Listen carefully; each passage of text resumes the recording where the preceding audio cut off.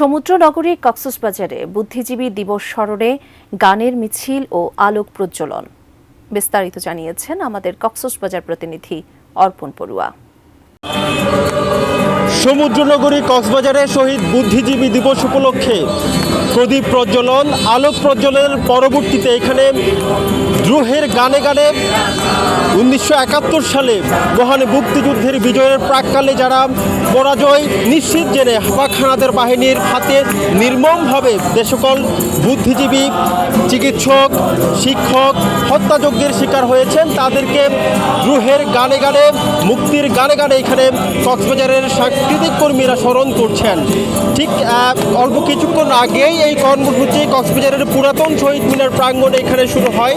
মূলত উদীচী, খেলাঘর আসর সহ বিভিন্ন প্রগতিশীল সাংস্কৃতিক সংগঠনের আয়োজনে শহীদ বুদ্ধিজীবী দিবস এখানে পালন করা হচ্ছে। ব্রেকফাস্ট, টিফিন কিংবা স্ন্যাক টাইমে মজাদার আয়োজন মানে অল টাইম ব্রেড। আমি একটু কথা বলতে চাই উদীচীর সাধারণ সম্পাদক সৌরভ দেবের সাথে। আপনার আজকে আয়োজনের মধ্যে কি কি ছিল বুদ্ধিজীবী দিবস উপলক্ষে?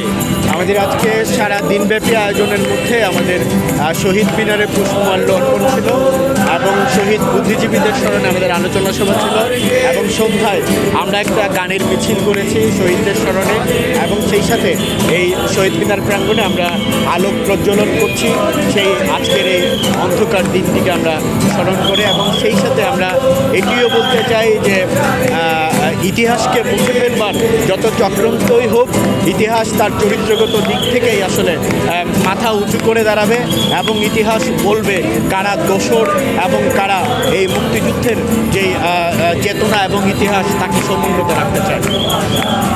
ধন্যবাদ। এখানে যারা আয়োজক রয়েছেন তারা বলছেন 71-এর যে চেতনা, মুক্তিযুদ্ধের চেতনা, সকল শোষণ, বৈষম্য এবং নিপীড়নের বিরুদ্ধে 2024-এ যেমন জুলাই বিপ্লব, আগস্ট বিপ্লব সংগঠিত হয়েছে, ঠিক তেমনিভাবেই মুক্তিযুদ্ধের ঐক্যের যে চেতনা, সেই চেতনাকে সমুন্নত রেখেই আগামী দিনেও জুলাই আগস্ট বিপ্লবের মতো সকল ধরনের বৈষম্যের বিরুদ্ধে বাঙালি জাতিকে ঝাঁপিয়ে পড়তে হবে এবং ঐক্যবদ্ধ হতে হবে। সেই প্রত্যাশা এখান থেকে কক্সবাজারের সাংস্কৃতিক কর্মীরা করছেন। এটুকুই ছিল এখান থেকে শহীদ বুদ্ধিজীবী দিবস পালনের সবশেষ খবর।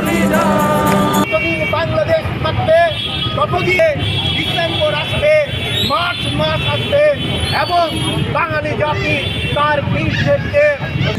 এই আয়োজনে খেলাঘর আসর, উদীচী, আফসার হাব উপস্থিত হয়েছেন, সকলকে স্বাগত জানাচ্ছি এবং আজকের এই আলোক শুভ পান্নাকে